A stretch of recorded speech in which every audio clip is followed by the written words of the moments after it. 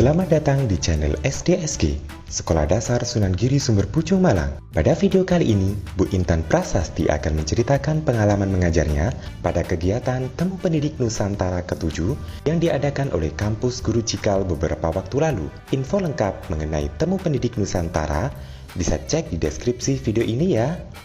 Tapi sebelumnya, jika kamu belum subscribe channel ini, segera klik tombol subscribe karena subscribe itu gratis. Jangan lupa klik jempol ke atas dan share sebanyak-banyaknya ya. Terima kasih. Peserta TPN 7, sekarang kita lanjut ke materi kedua ya Bapak, Ibu. Materi kedua ini yang akan dibawakan oleh Ibu Intan Prasasti dari SD yang sekarang sedang mengajar di SD Sunan Giri Sumber Pucung, Kabupaten Malang. Assalamualaikum warahmatullahi wabarakatuh. Ya, terima kasih atas waktu yang diberikan. Terima kasih Kak Nazla, terus Bu Yulia juga, dan terima kasih WIT, KGC atas waktu yang diberikan.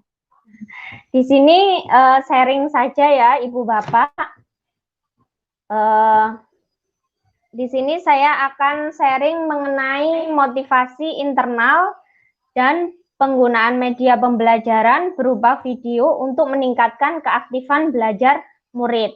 Awalnya itu, ini sebelumnya 6 bulan lalu itu anak-anak masih daring, masih PJJ.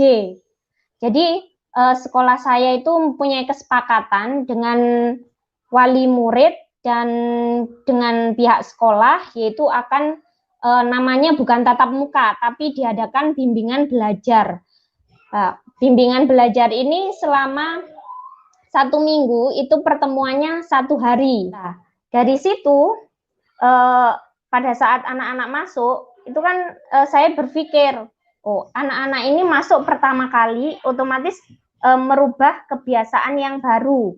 Yang sudah 6 bulan itu dia melakukan PJJ dan sekarang harus bertatap muka atau bimbingan belajar ya namanya.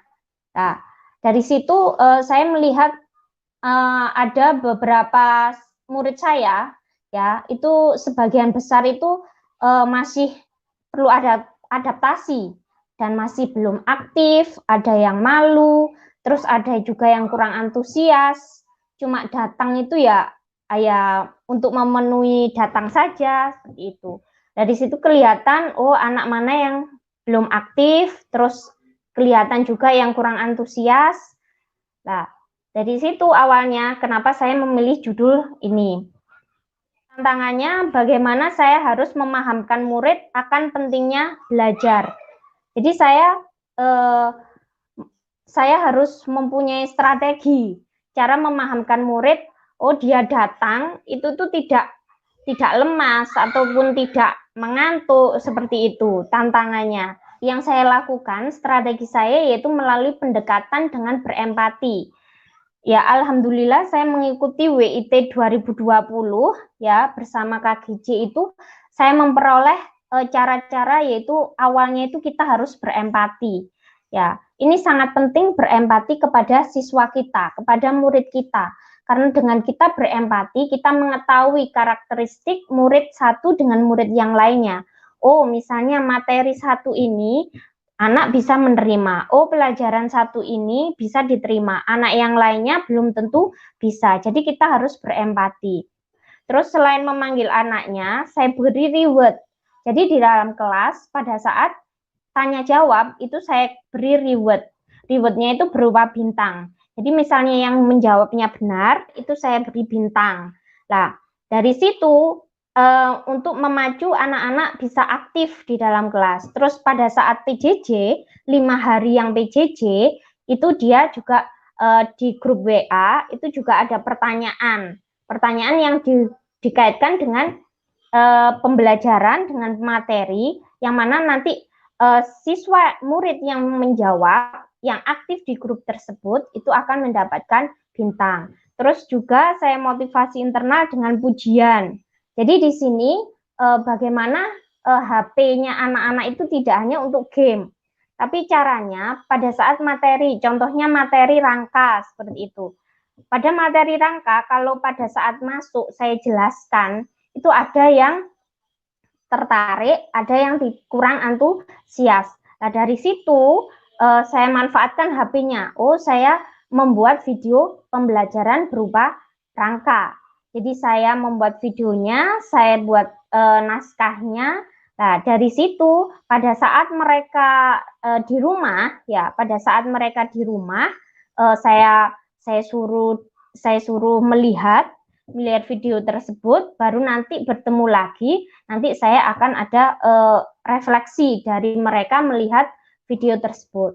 Jadi materi-materi yang kalau di kelas 5 itu kan per tema, ya. Jadi tema, misalnya tema 1, subtema 1 itu dibuatkan video. Nah, dari video itu juga ada kuisnya.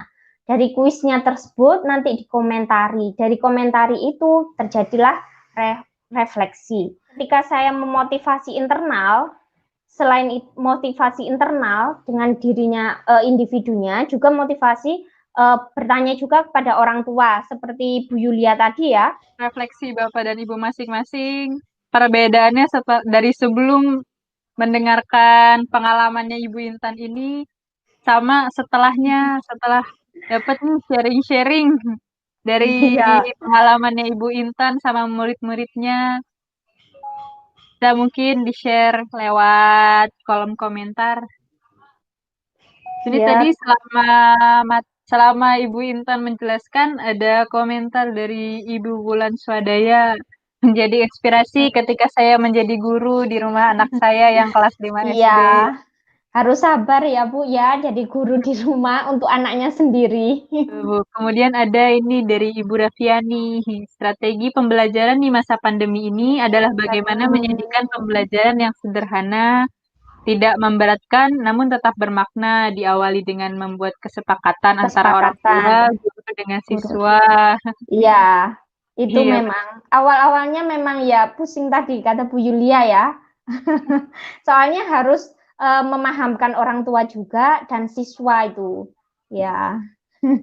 Kemudian ada lagi nih Bu, dari Ibu Sri Mujayati. Ternyata dengan video bisa menarik perhatian anak pada materi atau pembelajaran.